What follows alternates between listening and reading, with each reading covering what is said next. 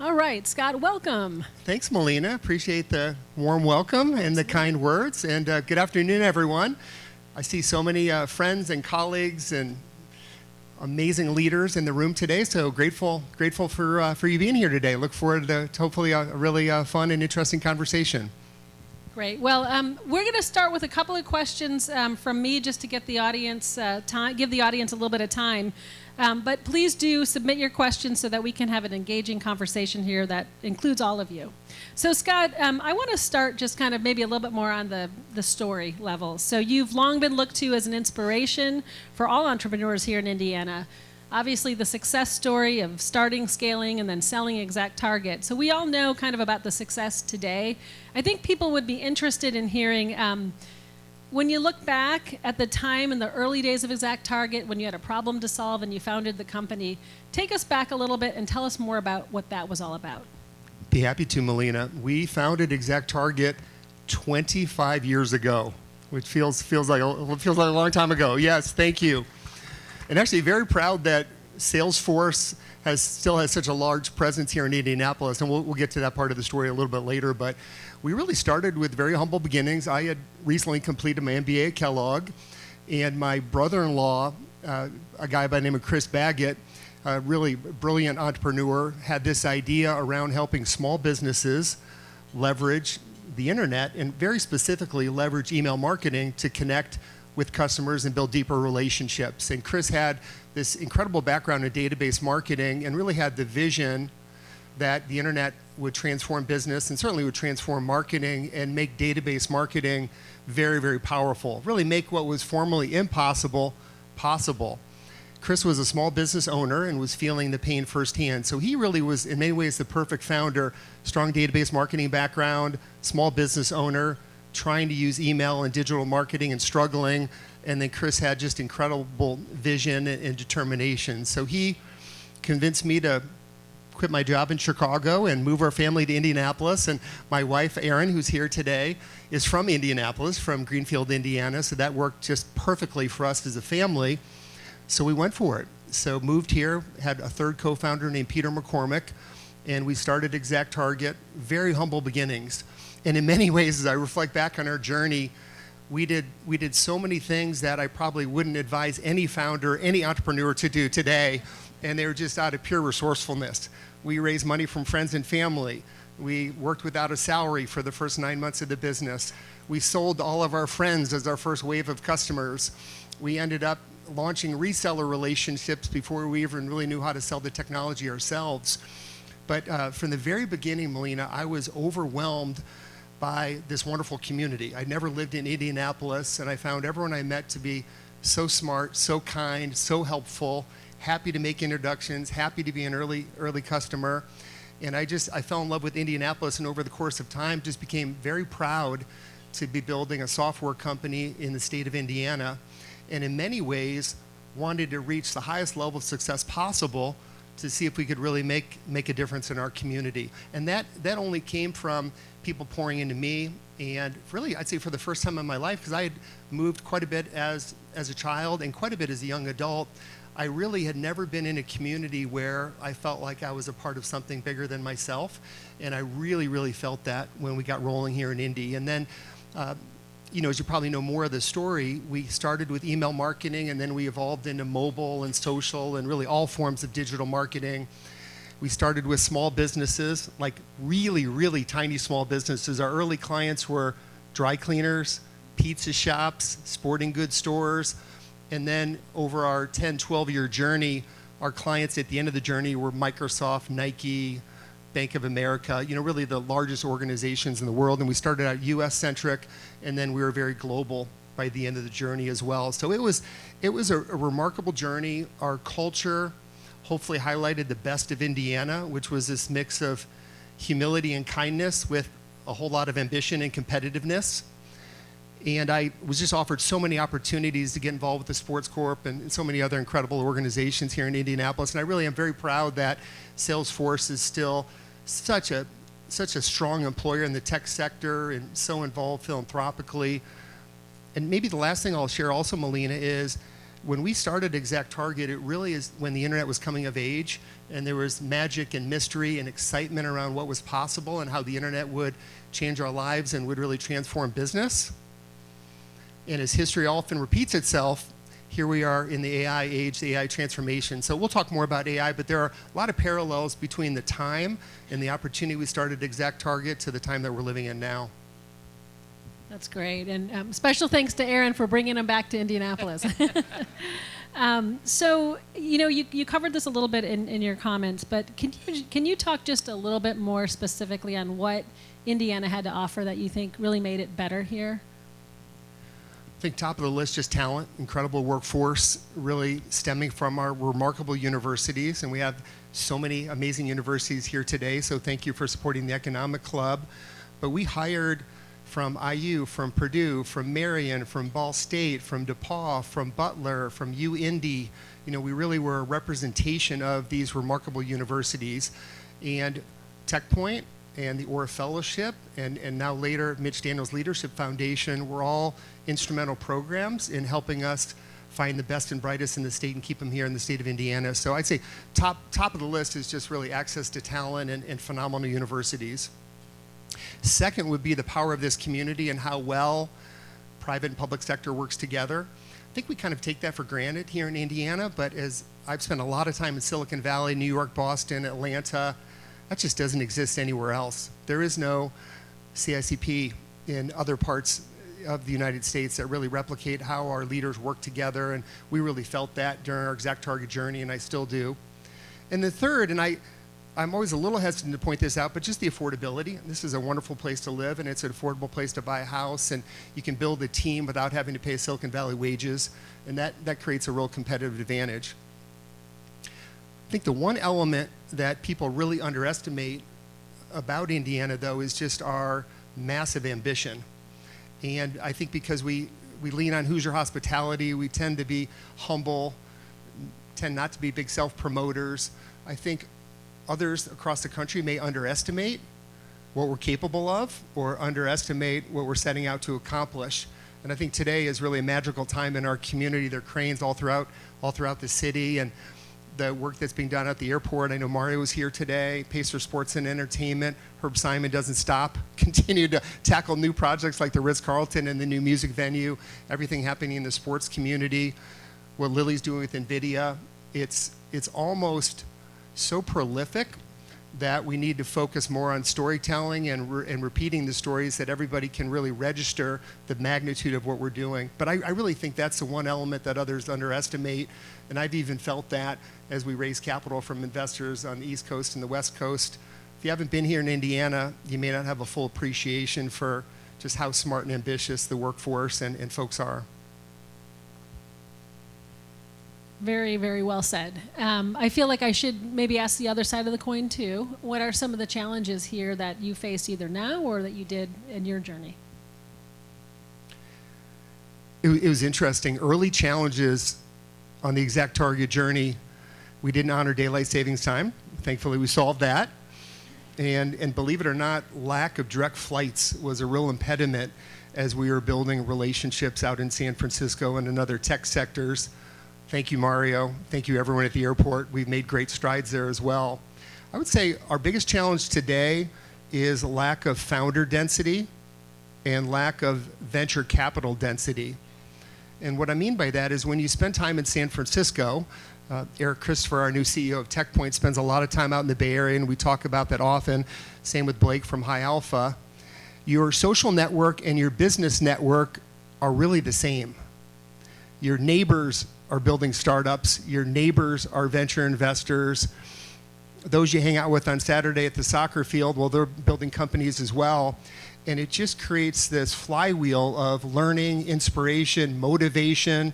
You see what breakout success looks like, and it just pushes you to learn faster and go a little further. I think, thankfully, in our community, we're represented by many sectors. And I think about my friends and my neighbors. They're in real estate and financial services and insurance and lots of different industries, which is wonderful and makes life more interesting. But sometimes we lack that founder density and intensity that you need to really learn fast and move fast. And then also people invest in those that you're familiar with or those that you have a relationship with. And that's also where it becomes a little more challenging for our startup companies is to get funding because they really have to go out to other geographies and build brand new relationships, net new relationships. I'll give you one quick little example. A friend of ours at Emergence Capital, Jake Sapper, really phenomenal investor. He just invested in a really hot AI company. And we were chatting about how he knew the founder. And turned out the founder was a neighbor. And they go on a walk every Saturday and have done so for 5 years. So it's just like, who are you in interaction with on just a regular day-to-day basis? That's different. So we can talk a little more about, I think, where we can create pockets of density. That's an important concept. We definitely need more capital, more scale-up capital. We're really strong with startups. We're lighter when it gets to breakout companies and scale-ups and that real expansion capital. I think that's a big need and big opportunity. And there are other cities in other states, like Salt Lake City and Utah is one example, that have been able to create the density without being on either coast. Well, that really leads nicely to one of the audience questions. So what advice would you give state and local elected officials about how to improve the business climate here? I think through the tech lens, it's continuing to lean in on programs that fuel and accelerate startup and scale-up activity. Sometimes you don't know the impact of those programs, but I know if the programs don't exist, we're really going to feel it. And I think often in a market like Indianapolis or the state of Indiana, you have to be creative, you have to take chances, you have to think about what are our unique advantages that we can leverage. And I certainly think about the major sectors of ag, manufacturing, life sciences, logistics. And I think that's where we can create density of founders and entrepreneurs that are working within a given sector where they can learn from each other, form partnerships, kind of push each other to new heights. But I look at a lot of the programs we've had, Next Level Fund, Elevate Ventures, VCI Tax Credit. Those are all really, really important programs, and it's important to come up with new ideas as well. So since that question, one came in too that said, if you had to singularly focus on one, is there one that's the thing we need to do, and that's coming from the state?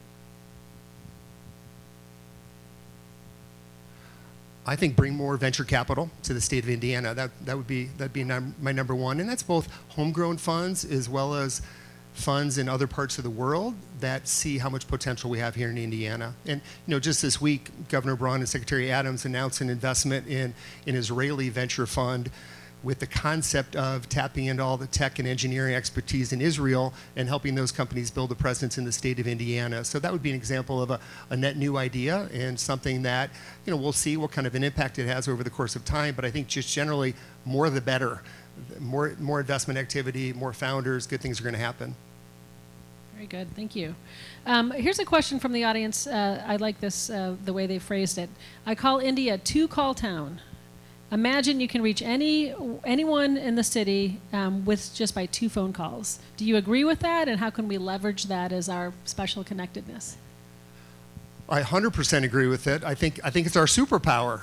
We might be a one-call town, and look at everyone in the room today across so many different companies, organizations, nonprofits, universities. It's that connectivity. It's the friendliness, the helpfulness that makes a difference. And I think when we take a look at so many things that have gotten done over the decades here in Indiana, it's that 1-call or 2-call component that really, really makes it happen. It's the inverse of what I was describing around founder density. We have community leadership density and a tight network of friendships and relationships that can make things happen. And I think that's one of our greatest strengths. So we haven't had a question yet, so I'll go to one of mine on AI. Have you heard of it? Yes, I have. Obviously, we can't leave the discussion without a little bit about it. And I thought your remarks earlier were really interesting about sort of the moment in time when you launched ExactTarget and the internet was relatively new. So how do you see AI as an enabler or as a distractor in the space of startup activity here? Well, I'll start by just saying what an extraordinary time to be alive. What an extraordinary time for all of us to be in business, extraordinary time to be building companies. AI is sending all of us through this amazing learning experience and really remarkable transformation. And the reality is, no one really knows where it's going, which can be terrifying, but it's really, really true. Even those that are on the inside at OpenAI and Anthropic, they're unsure what the impact of AI will be on our world. But I think there are many good and smart people and motivated people that are really trying to be on the right side of AI to better humanity and improve the world we live in. So I think this is a remarkable time. Melina and I were chatting. I've been traveling extensively this year, more than normal, just to learn, to get out and meet with entrepreneurs and investors and attend conferences and just get a sense for the remarkable companies that are being started with AI at the core, AI native companies. I recently, at the end of February, attended a conference called the Upfront Summit, which is one of my absolute favorites in Los Angeles. And the lineup of founders building new AI companies was remarkable. And founders building data centers in space. Founders, building platforms for scientific and medical breakthroughs.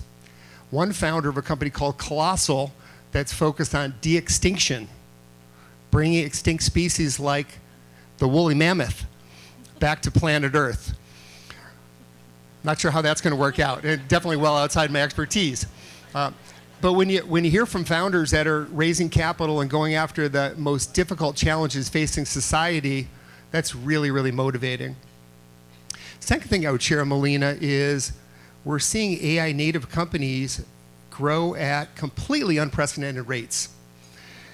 The early batch of AI companies that have been growing really at stratospheric heights are companies like Cursor and Lovable that have grown to 100 million in revenue in less than a year with a small number of employees.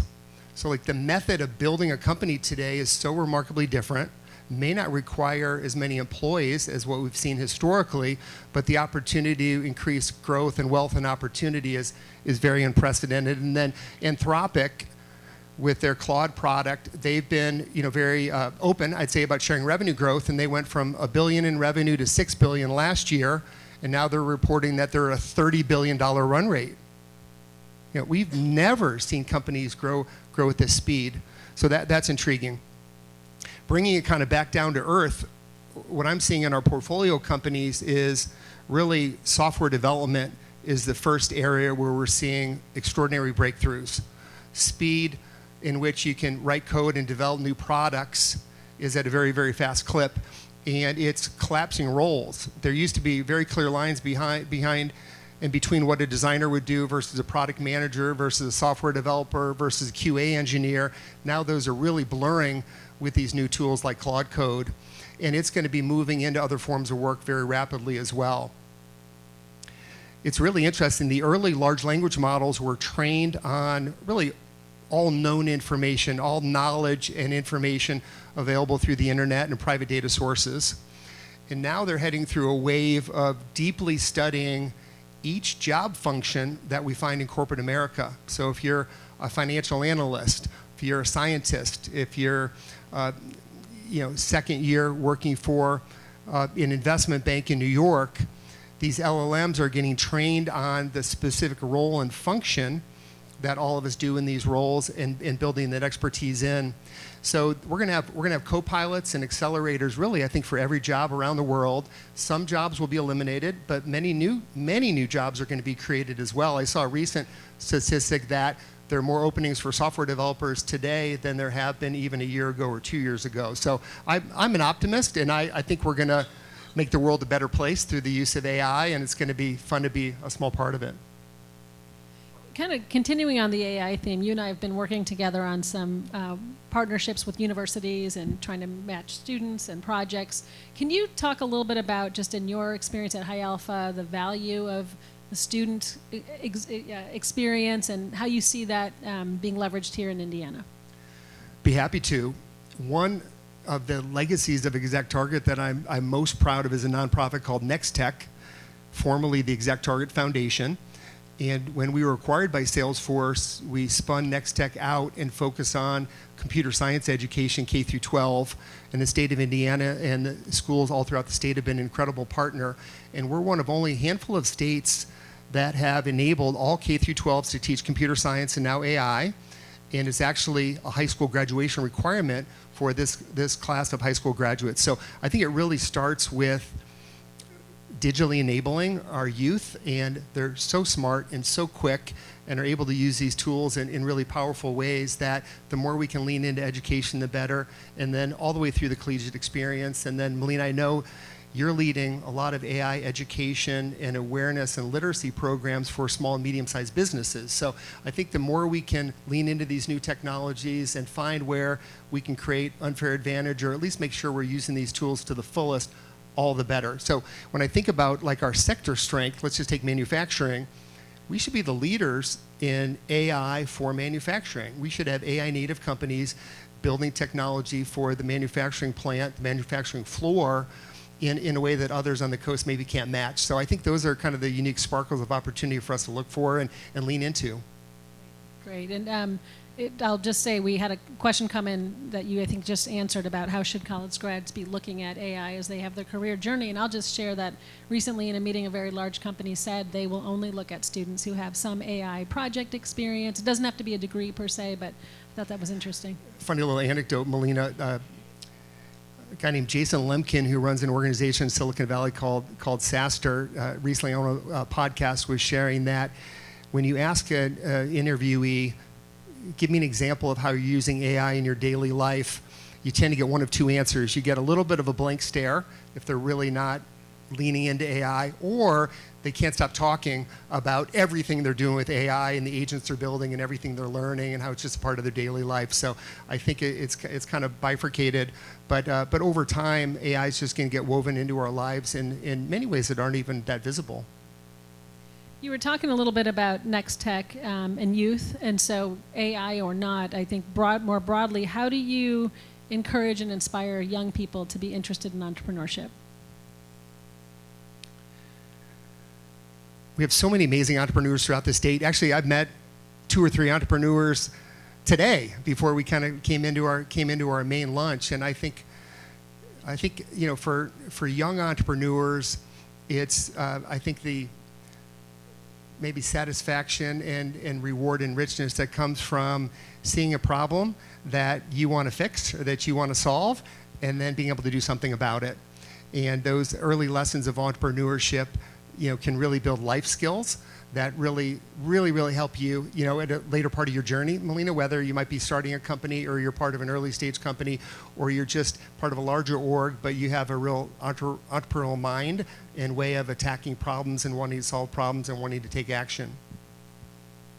Well, and I think success stories like yours and many others are also part of the inspiration. Thank you.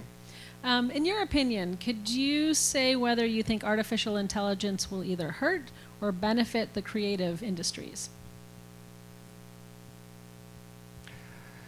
Being the optimist, I think it'll benefit, but I think creatives will be working in very different ways. And AI can only create what a human asks it to create. And the creative suite of tools, like you might find with an Adobe or a Figma, they're changing and evolving quickly, but they do have AI built into them. So I think the creative industry is going to look different, but I still think there's a tremendous amount of opportunity. One of the boards I'm on is a company called Superside, and they are basically an AI native creative agency, 700 employees all around the world, and these designers are able to create more than they ever have, and I would say automate many manual tasks that were time consuming. So I think we have an opportunity in a role like creative design to focus more on strategy and thoughtfulness and how to create something truly unique and not have to perhaps do all their kind of, you know, repetitive manual tasks that have come with it in the past. So this is kind of a little bit of a shift. Technical question. What is the art and science in how VC firms provide valuation for portfolio companies? I should bring Blake, our CFO, and my partner up on stage. How to apply a valuation to a new investment? It's as much art as science. You know, there are exit multiples, there are standards, there are a lot of benchmark reports that get produced by the National Venture Capital Association and other organizations. And I would say often, Melina, the amount of capital that a founder is raising can be a proxy for valuation. So often, founders are willing to sell about 20% of their equity at a given financing round. So if they're raising $20 million, you might infer that the valuation would be a $100 million post. But a lot of times it comes down to competitiveness, how big the market opportunity might be, and the growth rate and momentum that the business is seeing and experiencing. Kind of on the similar sort of business advice, what are your strategies for keeping knowledge and ideas up to date, and how do you leverage the resources we have here in Indiana? I think just trying to learn from everyone and anyone that you can, I think is so important, and reading, forming a unique point of view, leveraging AI tools. We're building a lot of AI tools into how we work at High Alpha to accelerate our learning and help us form themes and theses that we really want to invest in, that we really believe in. So, you know, one of ours, for example, is called infinite economy, and it's a concept that with the advent of AI and agents, there's lots of new technology and infrastructure that needs to be built in order to support a world where you have hundreds of thousands of agents, maybe just within one organization. So that's an example where we're kind of out on the edge in the frontier, learning and pushing ourselves, and we learn so much from just speaking to any founder and anyone who's kind of in the space, but then also trying to stitch the dots together to form a point of view on what we believe the future will look like. And that's really the way to be a successful investor, is to make non-obvious bets and have a point of view on what you believe the future will look like, and then find companies that kind of match where you believe things are going, and hopefully invest in extraordinary entrepreneurs that have a lot of drive and determination to get there. Well, I think, as you know, because we've talked about this before, the challenge we have in Indiana of retaining talent sometimes. So, and you talked earlier in your comments about the importance of things like the Orr Fellowship and Extern and MDLF. If you could talk just a little bit about the importance of those specifically related to keeping talent here. Well, I think Orr Fellow and Mitch Daniels Leadership Foundation in particular are talent development programs where a part of the programming and curriculum is getting stitched into our community and becoming a part of that phone call group, that where you feel like you're part of something larger than yourself, and you feel like you singularly can make a difference or make a small dent in our city, in our community, in our state. So I think that's the power of the programs. It's creating rich programming that helps these young leaders develop, but also kind of helps them fall in love with our community along the way. All right, so this is a big one. I'm going to be listening closely if you've got an answer to this. I should take a drink of water before this one. So with higher education needs being greater, what do we do about consistently lower scores coming out of our public schools?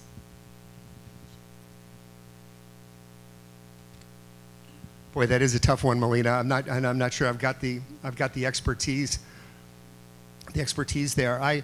I'm excited about the work we're seeing across the state of Indiana with apprenticeship, and the groups that have been over to Switzerland studying the apprenticeship model and really working to create more learning opportunities, co-work opportunities, you know, throughout the educational process. And I think that's really helpful to start to give young people a vision of what they might be interested in studying and what they ultimately might want to do work-wise from a profession perspective. So I think that's one real positive, and I think that's an area where state of Indiana, we can really be a leader. Another one, I love these questions, so they're very important kind of ecosystem questions, but this one is just talking about how do we help communities that are struggling with so many issues, isolation, drugs, other things, with sort of the business lens of being supportive. These are challenging questions. You guys are really giving me some zingers. Please put your name on these questions in the future. Exactly. I feel like there's others in the audience that might be more equipped here to answer some of these. I can go all day on entrepreneurship and venture capital. You know, it's interesting that, you know, technology has tremendous upside, but also downsides, you know, I think around isolationism and mental health and spending too much time on digital devices. So I think for, you know, our kids, our children, even as well as ourselves, you have to find the right guardrails around when you're in front of a screen and spending time with technology, and then when you're spending time out in nature or playing sports or being social with friends. And, you know, I think that's a journey that all of us are on, and we certainly need to help the youth in our communities find the right balance between spending time with technology and also just being a kid and being out in the field or playing sports or spending time with friends. So I think that's something that's really important for all of us.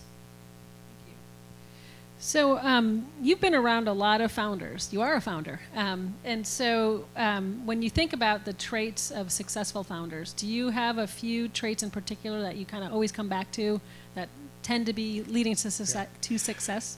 I made a little list, Melina, knowing that you might ask me this question. I'm looking right at Blake. And so at High Alpha, and Melina mentioned this in the introductory comments, we started High Alpha 11 years ago this week. Actually, this week is our 11th birthday or anniversary.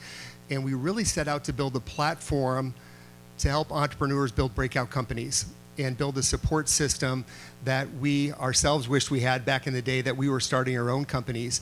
And we've been fortunate to start over 40 net new companies, all B2B software, cloud companies, and then invest in over 100 entrepreneurs. And we are always asking ourselves this question, Melina, of what are the unique attributes of a breakout founder.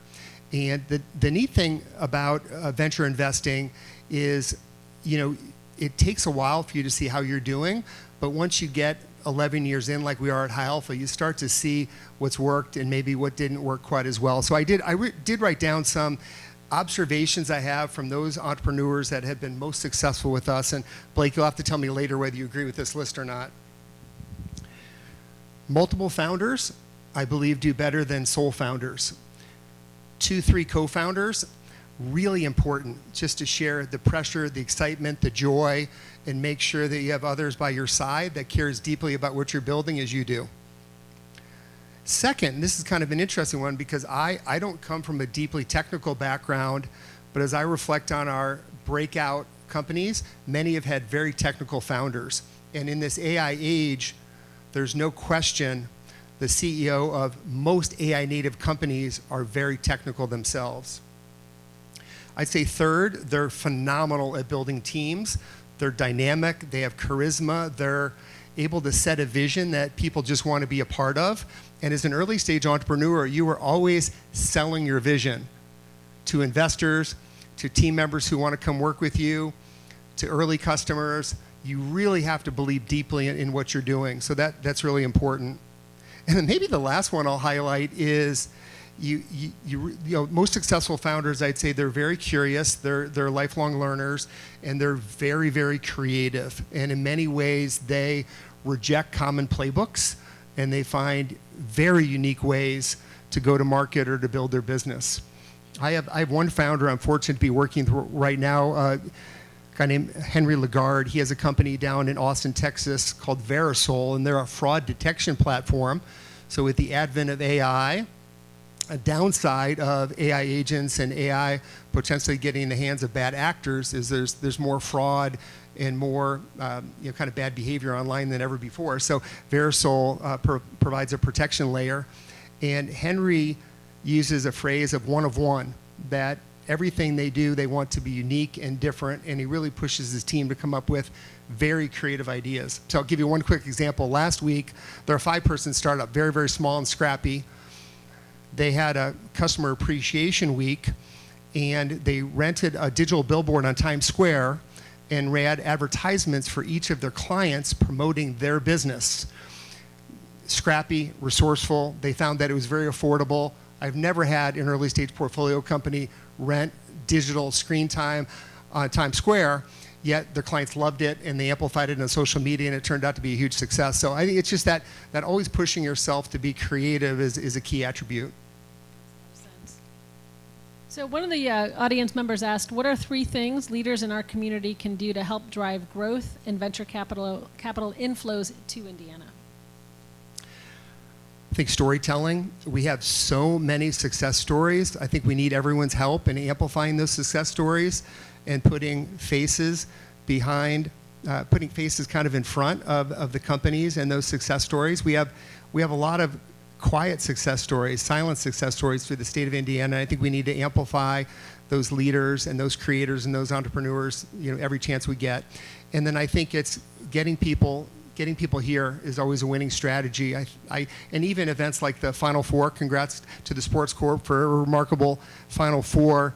We bring people into our community that have never been here before, and they're always just blown away by the beauty, the people, the hospitality, and I think that's a winning strategy for us to keep leaning in on and really show investors that they're really smart, talented entrepreneurs here, and spending more time in Indiana is going to lead to great investments.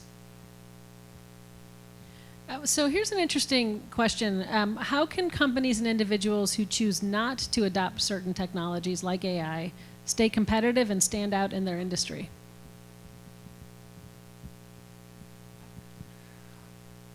I think if you're a business and you're not leaning into the power of AI, you're definitely going to fall behind. So that would be worrisome, I think, if you're not finding ways to leverage technology to go faster, be more efficient, create more opportunities, delight your customers in new ways. That's really, really important. And you can go at your own pace. You know, there's nothing wrong with crawl, walk, run. Find a small project, find a way to start leveraging new technologies and learn, and you can be gradual about the impact it might have on your business. I think that's right. I'll give you an example. When I was preparing my questions for you today, I'm going to fully disclose that I put in Scott Dorsey, Economic Club. I just wanted to see, and it came up with some great questions. You crushed it, Melina. They were amazing, amazing questions. But I think that's an important point, that you can crawl, not run. But being not adopting may really put you behind, is really what you're saying. 100%, yes. Okay, so I think we have time for one or two more questions. Going back to retaining talent, so how do you see the intersection of, quote, indie tech and, quote, indie culture evolving? And how can states' legacy institutions serve as the third space that helps founders attract and retain talent? One of the elements of the ExactTarget journey that I loved and was proud of was creating high-tech, high-paying jobs and hopefully creating a magnet that creating a creative class, creating more designers, more developers, creating those kind of roles would bring really interesting people to the state of Indiana and spawn other businesses that just make our community that much better. And it was really important to us early on to be a downtown company. And that was an unconventional move. Most of our tech company predecessors were in the suburbs, and it was just easy and more practical, and you could get parking and all that kind of good stuff. And it was really important for us to be on Monument Circle, be like right in the heart of downtown Indy, have an urban vibe to our culture. When we brought people in, brought customers and partners and potential employees in from all around the world, we wanted them to feel the energy and the buzz of downtown Indianapolis. And every new restaurant that opened, every new creative shop, Mass Ave, blossoming, every attribute of our community or amenity of our community just makes this a more beautiful place to live. And I think that's important. And right now in tech in particular, you can really live anywhere you want. So back in our ExactTarget day, we were competing for the best tech talent in the state of Indiana. Now tech companies have to really compete for the best tech talent regardless of geography. And if you're a talented AI engineer in Indianapolis, you can also work for companies, in many and many other places around the world. So us continuing to make this a special place to live will bring the founders and the talent here that hopefully will end up working for Indiana companies. Well, we really appreciate your leadership and your humility and just approachability. And I will just say in a closing note, we worked together more than 20 years ago when you were searching for some parking spaces downtown, and you had arrived because you had maybe 50 employees at the time, right? And just to see the growth and success, and you're just as humble and approachable and kind today as you were then. And so we are just so thankful that you're here today, and we really appreciate everyone being here and for the great questions. And let's give Scott a round of applause. Thank you.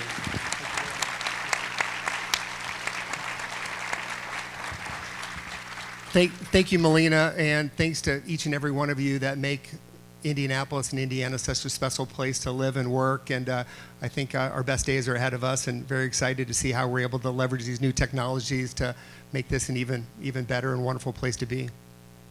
Thanks again. And so I just want to ask all of you to consider coming back. Our next month's speaker is on May 1st. We have the CEO of Feeding America, Claire Babineau-Fontenette, and it will be an exciting, very interesting topic on May 1st. So please come back.